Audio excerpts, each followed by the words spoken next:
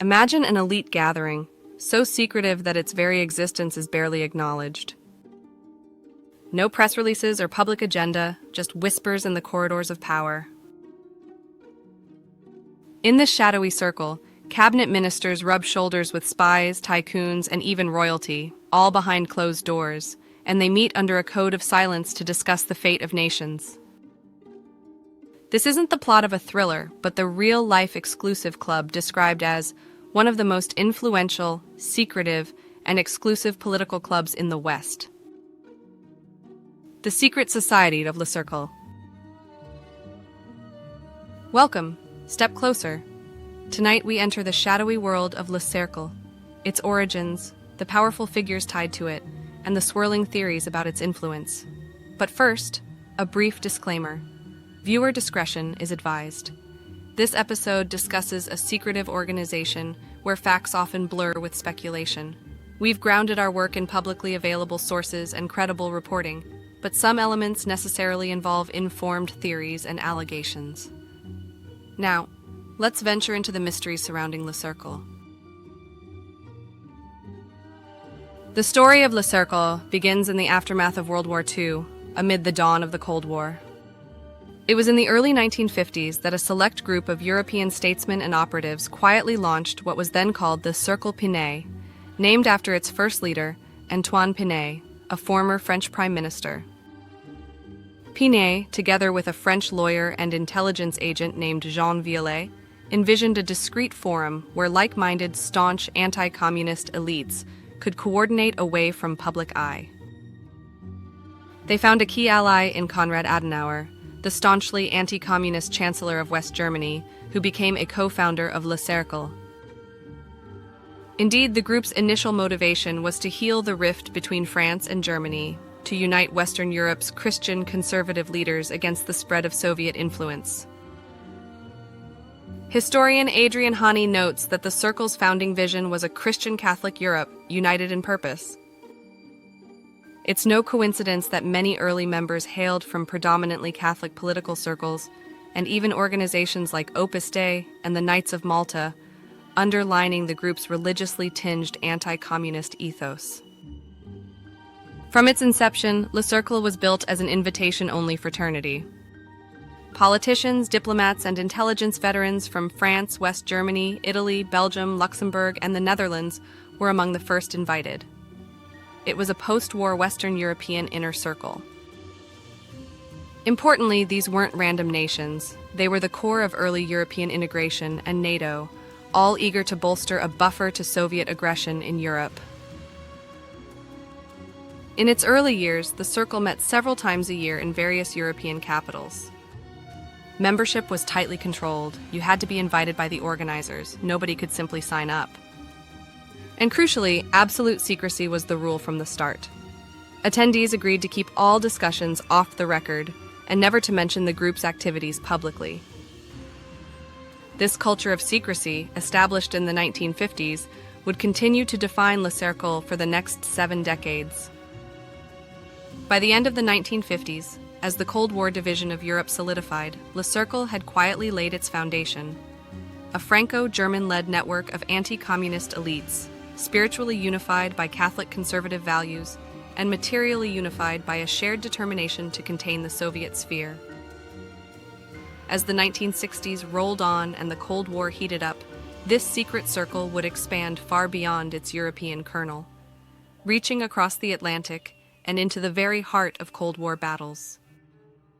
As East-West tensions escalated in the 1960s, Le Cercle's mission broadened and its membership ballooned. No longer just a Franco-German talking shop, it evolved into an international Cold War caucus for the Western right. By 1969, political shifts brought new countries into the fold, notably Britain, the United States, Spain, Portugal, Switzerland, and others, turning the once Eurocentric group into a transatlantic alliance. With American and British conservatives now at the table, Le Cercle sharpened its focus into forming a strong anti-communist alliance between the United States and Europe. In practice, this meant coordinating more closely with NATO-aligned efforts and sharing intelligence on communist movements worldwide. The group's leaders began strategizing not just about Europe's integration, but about influencing public opinion and undermining communist sympathizers across the West and the developing world. Le Cercle's fingerprints can be found on several covert chapters of Cold War history.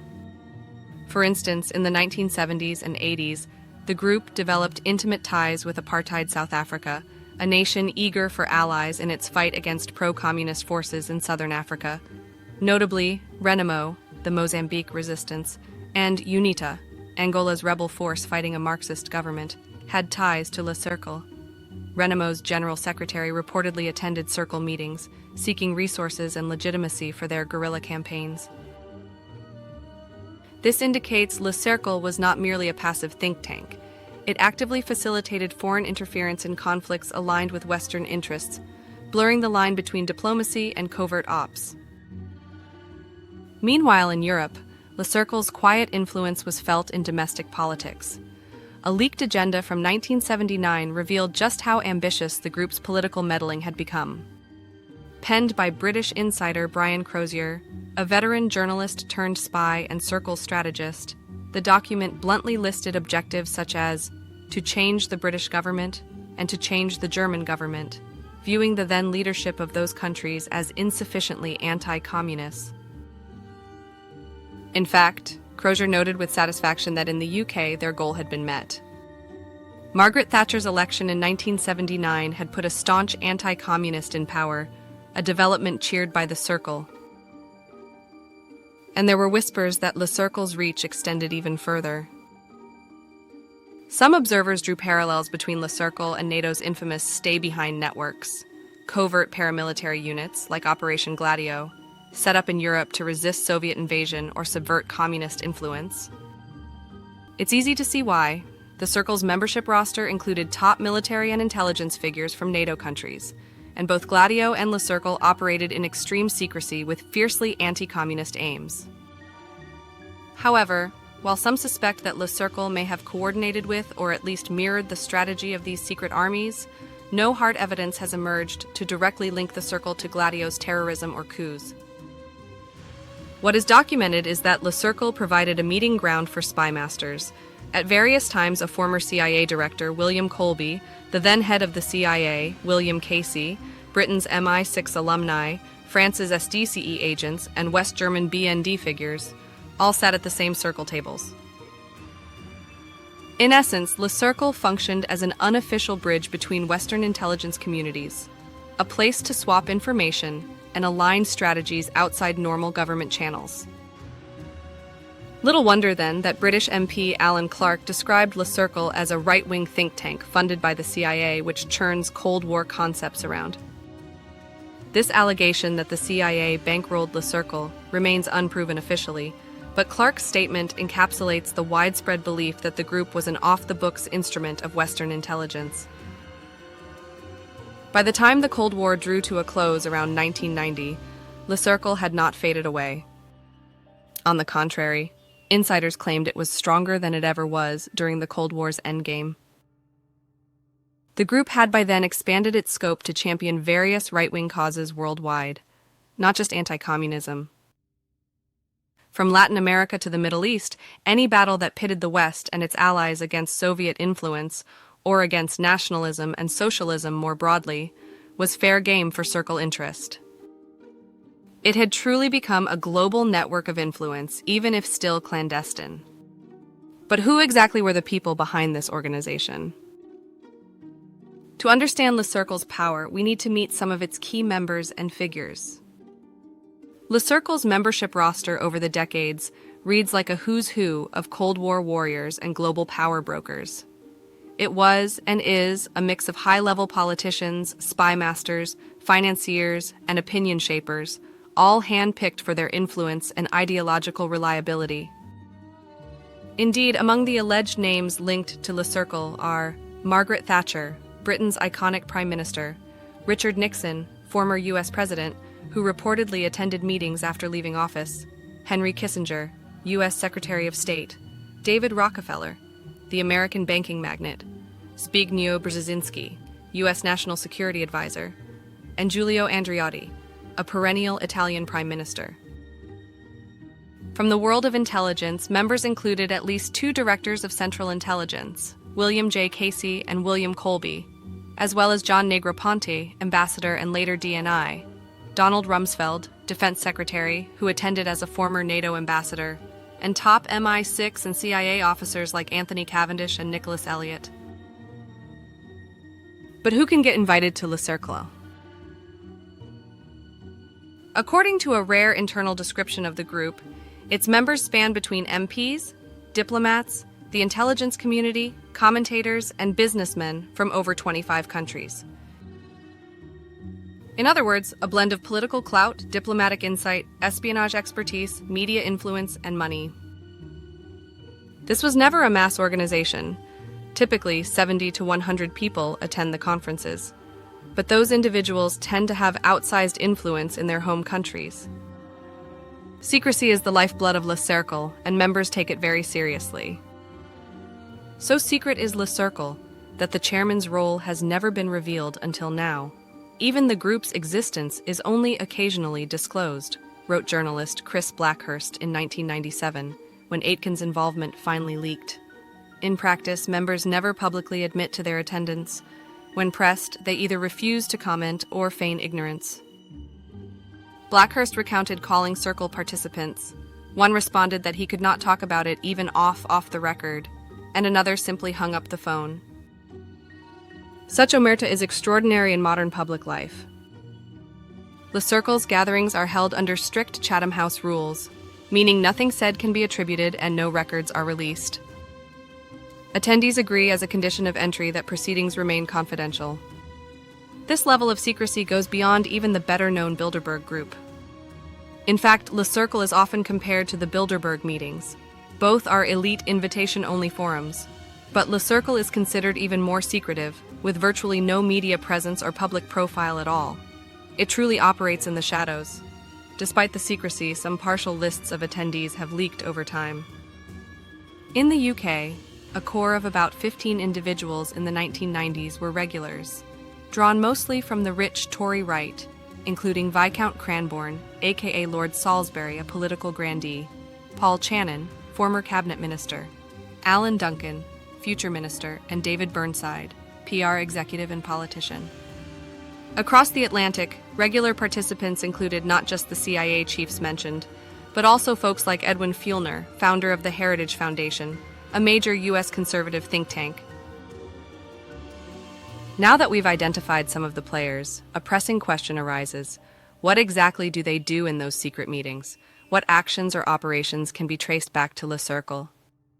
The true operations of Le Cercle have long been shrouded in secrecy, but over the years, a few rare documents and testimonies have pulled back the veil. The most illuminating glimpse came from a 1979 planning paper circulated within Le Cercle by Brian Crozier.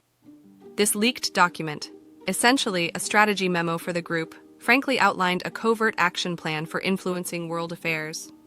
Among its objectives were undercover financial transactions for political aims, international campaigns aiming to discredit hostile personalities or events, creation of a private intelligence service specialized in a selective point of view, and establishment of offices under suitable cover run by a coordinator in key cities, like London, Washington, Paris, Munich, and Madrid.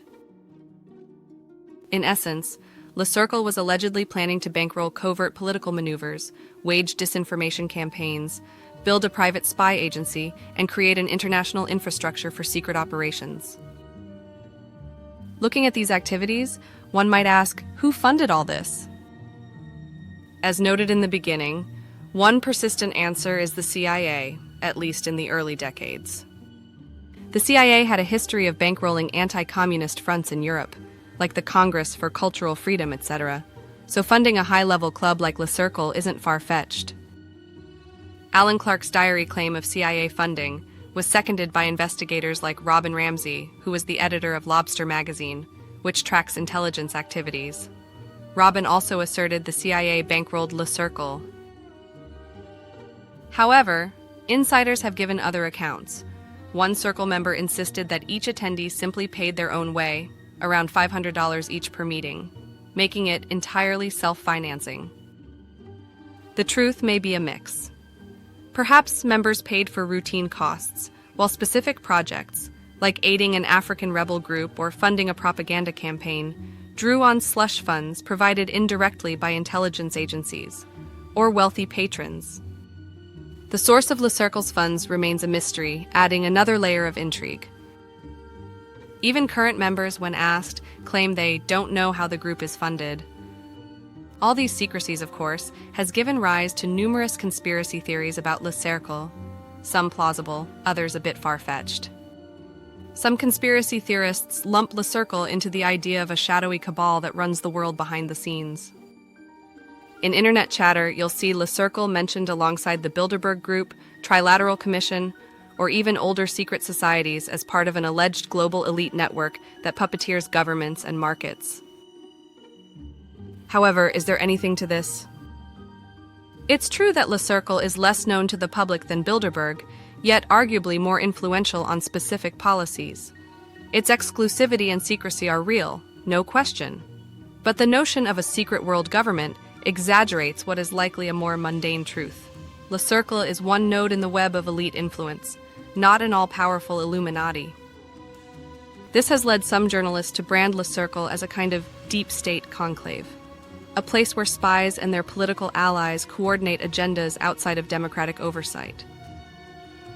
Former Ecuadorian Foreign Minister Guillaume Long wrote in 2022 that Le Cercle has strong links to the intelligence community in Europe and the United States, implying that it operates in the penumbra where governmental and private influence blur.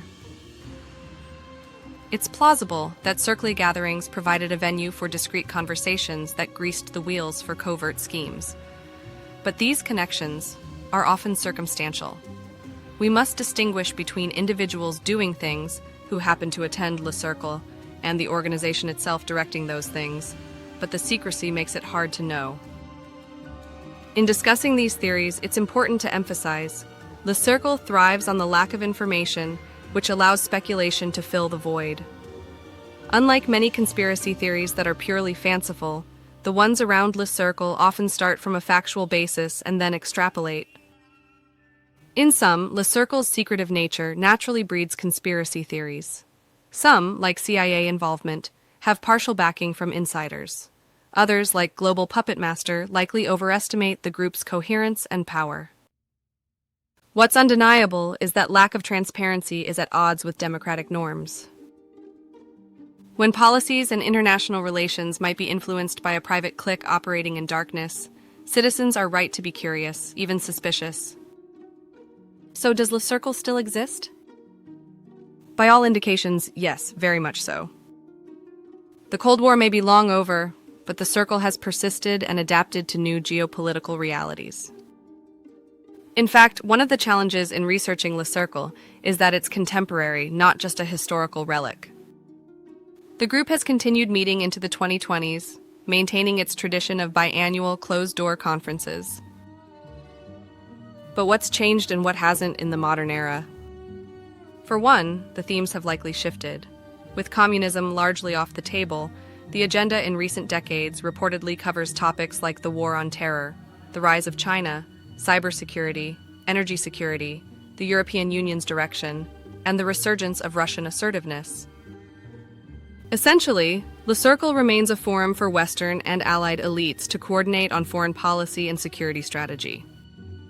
For example, a 2012 leaked letter from then-chairman Michael Ancram to Prince Abdulaziz of Saudi Arabia, published via WikiLeaks, described the group's focus as mostly foreign policy, but also some domestic issues of mutual interest. In reflecting on Le Cercle, we are confronted with a larger issue. What role should secrecy play in open societies? Democratic governance presumes transparency and accountability, yet here we have an example of an influential body that operates without either. One thing is certain, the allure of secrecy is powerful. And as long as high-stakes global issues exist, influential people will seek private avenues to discuss and coordinate responses, with its human nature at the apex of power. For us as citizens and viewers, the story of Le Cercle invites vigilance. It challenges us to ask, who really holds influence over the policies that shape our lives? Are we content to take our leaders' decisions at face value, or do we wonder about the conversations and deals that happen off camera? As we end our investigation, Le Cercle remains active, its next meeting presumably already on someone's calendar, location undisclosed. The door to that meeting room will close, the world's tumult will be discussed over dinner and wine, and we may never know exactly what was decided.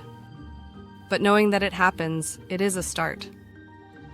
In a democratic society, shining light on even the most shadowy of corners is a step toward accountability.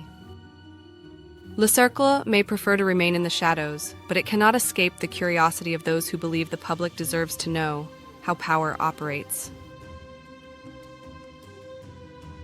Thank you for venturing beyond the veil with us. If you enjoyed the video, then like, subscribe, and join the watchers. The shadows have more secrets to reveal. Until next time.